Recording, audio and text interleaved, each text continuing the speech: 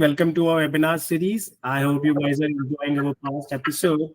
If not, then please check it out. So today we have the privilege of being joined by Miss Vaishvi Bansal for today. I am Ravinder Kandari, your host for today's session. And today we are going to be talk about the topic is that the art of crafting ideal pitch decks. So Miss Vaishvi, how are you doing today? I'm doing great. I'm really happy to be here and share my information with everyone else. Okay, so Rashmi, we can make it very simple on that. So we will start with the basic introduction, then we will take forward for the basic questions which we have discussed, right? So please start with the basic introductions. Yes. So basically, hi, I'm Vaishvi. I'm building an angel network for particular sectors as in AI, EV, AR/VR, health tech, and drone tech. So what we do is we help these startups in fundraising by connecting them to angel investors from the industry. Currently, we have nearly 120 investors raised more than 1 CR of funds, and this is how we are going ahead. So happy to be here. That's cool. That's cool. Okay, so we will just start with the questions we have here supposed to be for our audience. So my very first question is that could you share with us your personal journey and how you discovered the significance of a well-crafted pitch deck? So explaining about my personal journey, it had been really long since I started being a part of many startups in my early college days. Then after moving towards organizing many fundraising events, now building an angel network that is for the very same purpose. And almost all the sectors I went across, they had a very significant importance of pitch decks in them. So like pitch deck is the first introduction that you give for your startup to anyone. And that should be the most well curated, well crafted one. So that is how I felt that making the perfect pitch deck is very necessary to present your startup to the other person in the best possible way. That's it. That's great. So what I believe is that nowadays founder is itself making out a pitch deck itself, right? So just an add-on question on that. How do you feel on that? Like if I'm a founder, I'm creating my own pitch deck. What kind of irregularities or you can say a problem that founder can be faced out? What a founder faces a problem is they don't know how to get into the very deeps of information and research work that they need. They do know about the information of their startup, the competitors out there, but they do not know how to present it to the others so that that person would be influenced for his product instead of getting influenced by others' products. And also, there are many other problems like what kind of information needs to be there. Startups founders mostly they do is they juggle up all the information, add on everything that is necessary or unnecessary out there, because for a founder everything is a point, everything makes point, everything is important. But for the person viewing it, it depends upon their preferences. Nobody is having that much of time to completely go through your pitch deck every single day, from like spending half hour to 1 hour. A founder can, because a startup is his baby. He needs to know everything. He wants to express everything. But the other one doesn't always need to understand each and everything part of it. So that is like number of curated information, the amount of research work needed is sometimes lagged by the founders from their end. Perfect. Okay. So my second question in this series is that what elements do you believe are crucial to include in a pitch deck to captivate investors and potential partners? Okay. So for the investors, firstly, they look for very few specific information. They get, and in general, they get more than 50 pitch decks every week. And it is not possible to spend large amount of time on every one of them. So what they do is at the very beginning, they've tried to figure out what the problem statement is. Means what the startup is trying to solve. What is the issue? Is that really a problem or just a problem faced by the individual founder himself? Apart from it, what is the solution to it? Like the problem is figured out, but there need to be a viable solution. A hypothetical solution can't work in the real world. So that is the second thing. What is the solution? And what is the USP? If there's any other competitor out there, what is that is differentiating you from the other people? What is not there in anybody else? And lastly, founder's background. It is very crucial. Means the founder has done anything of the very same domain or not. Whether the founder is experienced, whether the founder maybe a very big factor that is from IITs, IIMs, because a conviction increases, a sense of reliability increases, because they have been through incidents where they have experienced very much struggle in life and overcame that. So the conviction from the investors to the founders increases that yes, they might do well in the startup. So there is a higher edge that stays to these people.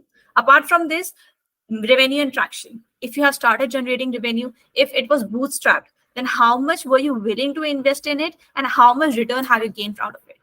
Revenue, traction, these are the basic elements that are very, very necessary for an investor. And if you directly send them 18 to 20 pages pitch deck, they won't go through it all. They will just try to figure out these important aspects, and then if they feel that it is right to move ahead, then after they'll think about that, yes, they want to move ahead or listen more to for the startup or not. So that's it. Okay, just to add on these questions, do you also believe that like from the tier 1, tier 2 cities, the locations of the founders also matter for the investors?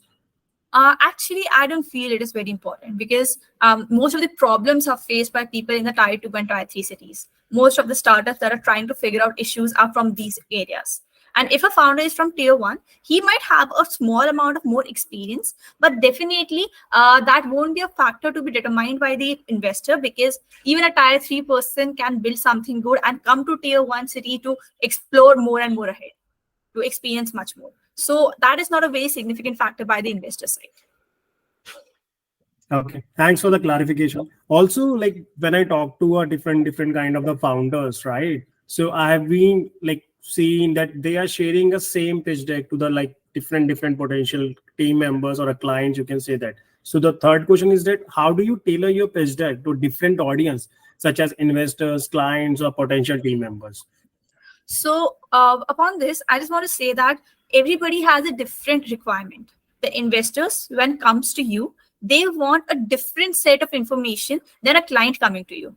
Or obviously, a team member would have completely different aspect of what he can think of a startup or that particular startup. So it needs to be figured out in a way that what the other person requires. For example, an investor would definitely would want to see that how that solution the startup is solving can be $1 billion business. How the startup is going to increase the investors amount 100x times. But that might not be the very same thinking or ideology for a client.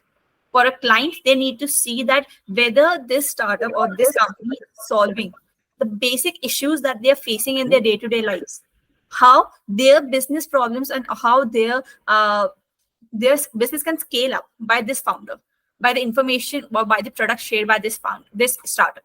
So it varies much more differently in a way that if you share the very same information, it might land up like giving you no positive results from any one of that. So it needs to be very much refined in every manner. Share some other information. You can, just an example or just a suggestion from my side, you can build a slide for everything that you have on your startup. And when a person comes to you in front, you can sort them out in a way that which are the most important, crucial ones that this person should be knowing about. So that is something from my end that I want so to you're about. saying that like a founder is actually need to be making a whole document which carries the whole information, and then as per the audience, they have to be segregate a specific type of information, right? Yeah. So basically, either you can do is like make a complete different pitch deck for investors, for clients, or you can do is club them all together in once. And then as per the person in front comes to you, for example, if it's an angel investor or a VC firm or a client or the person who wants to join the company, you can segregate the first fields that yes, this information should be sent to this particular person. So that is a small suggestion, or else making separate pitch decks is always a better option. Yeah. Okay, that's actually a great advice, I would say that. So the last question for the evening is that what role does design and virtual ethics play in creating a memorable pitch deck, or how do you strike the balance between the creativity and the professionalism? Because I have seen personally that many of the because I have personally seen that like many of the pitch deck creations agencies actually create the pitch deck in such a way that they only focused on about the creativity of the factor. Especially in a Web3 and a metaverse on blockchain-based services based on company, I have seen that product. So how do you relate on it? I just want to speak one statement. Investors won't bet on the design.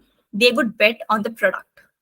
Correct. Designs are very important to engage the other person. to make the other person feel relieved and happy about reading your deck. But the main role that would be playing by the pitch would be to express what you are trying to solve or what you're trying to build through your startup. The investor might look like, yes, this is a very beautiful pitch deck. They have really created very good scenarios and pictures and everything. Pictures are necessary. You need to display your product in the best possible manner. But only that thing will actually prove negative for you. You need to have the exact balance of content that should be there in the pitch deck. Then, like previously mentioned, the investor doesn't need to have all the information. They just need to have the main important points that a startup is trying to solve or bring to the market. And one very important thing that 90% of the tech founders ignore is that the use of jargons. What jargons are? They are basically those technical words which are not very easily acceptable by the rest of the audiences. The founder is a technical person. He completely knows everything, how this tech world works and how what are the important things, what are technical terms, how very much well curated sentences are actually important in the technical world. But this is not the very same for the investors. If the investor is from a non-tech background, no matter the startup might be earning 20 million, 30 million, but the investor won't be even giving a small shit about it. Why? Because he can't even understand what the startup is trying to solve. That is actually an issue faced by many of the startups concerned by us as well, and from the rest of the area we go out with startups as well.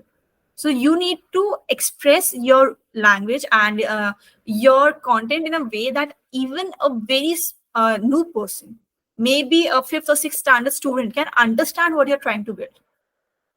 They won't bet upon those technical terms, but they will bet upon if they understand it.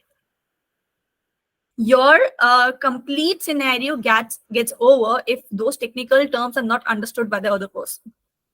Realize that what is the important thing that you need to convey, and convey it in the most minimalistic content, to the point content, and what can be understood by a non-techie. This is one thing. And those for the creativity and the designs, it's good to have creativity, but it's better to be more and more minimalistic. Creativity might be there in minimalistic things as well. Just go through Google's pitch deck once. The most simple thing, the most to the point things are mentioned in that. That is the best one. And if you overload the information with you are mentioning so much that these are the 100 competitors, these are what they are doing, these are what they are not doing, this is what we are implementing, you will write 4 paragraphs of what you are trying to solve, what you are trying to do. The other person won't be even willing to give a small read to it because it is so lengthy. Nobody has got time. Go for point statement. One point, this is what we are doing, this is what we are solving, this is what they are doing. Just go as much pointed way as possible, and that would actually result you in a way that the other person would be understanding. And once they understand it, that is when you are actually there in the other person's mind. Maybe not today, maybe not tomorrow, but they do know what you are building, and ahead in future, if they ever think of you, they will definitely revert back by a yes someday in the future for sure. That is from my end. Okay, yeah, I will say that that's a very much more, I can say that complex things you are sorting out in a very simple language. So that's it for the day. It's we have sorted out all the questions. Thank you so much, Vaishvi, to give us your time. It means a lot for us. For the audience, if you like this session, please do support by giving us a like and comments. We'll be back coming up with a such more interesting topic. Till then, thank you, Vaishvi. Take care. Bye-bye. Right. Shall we take a